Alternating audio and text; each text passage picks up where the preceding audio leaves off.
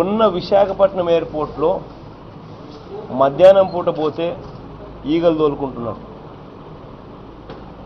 ఆడ ఉన్నది 350 ఎకరాలు. సరే, ఆ 350 ఎకరాలకు ఇంకా అక్కడే ఇంకా చాలా భూమి ఉంది. ఆ భూమి సరిపోతుందా సరిపోదా అన్నది ఫస్ట్ అధ్యయనం చేయండి.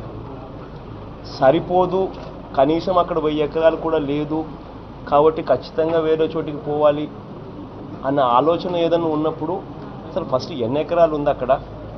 1283 ఎకరాల్లో చెన్నై ఇంటర్నేషనల్ ఎయిర్పోర్ట్ నడుస్తూ ఉంది. 800 ఎకరాల్లో కొచ్చి ఇంటర్నేషనల్ ఎయిర్పోర్ట్ నడుస్తూ ఉంది. మరి ఇటువంటప్పుడు విశాఖపట్నం ఎయిర్పోర్టు ఎన్ని ఎకరాలు ఉంది, అది సరిపోతుందా సరిపోదా అన్నది ఫస్ట్ అధ్యయనం చేసి అక్కడే నిజంగానే 1000 ఎకరాలు ఉంటే వేరే చోటుకి ఎందుకు పోవాలి? ఇంటర్నేషనల్ ఎయిర్పోర్టుకు కొచ్చి ఇంటర్నేషనల్ ఎయిర్పోర్టు 800 ఎకరాలతో నడుస్తూ ఉన్నప్పుడు, చెన్నై ఇంటర్నేషనల్ ఎయిర్పోర్ట్ 1283 ఎకరాలతో నడుస్తూ ఉన్నప్పుడు ఇది ఏ రకంగా న్యాయం? ఉన్న విశాఖపట్నం ఎయిర్పోర్ట్ను బాగా ఉన్నదాన్ని వదిలేసి వేరే చోటికి పోయి ఎయిర్పోర్ట్ పేరిట అక్వైర్ చేయాలి అని చెప్పి దిక్కుమాలిన ఆలోచన చేయడం, రైతులు కడుపు కొట్టడం నిజంగా ఎంత మటుకు ధర్మం అని అడుగుతా ఉన్నా. భోగాపురం అనేది భీమిలి నుంచి 5 కిలోమీటర్ల దూరంలో భోగాపురం ఉంది. విశాఖపట్నం నుంచి 25 కిలోమీటర్ల దూరంలో ఉంది.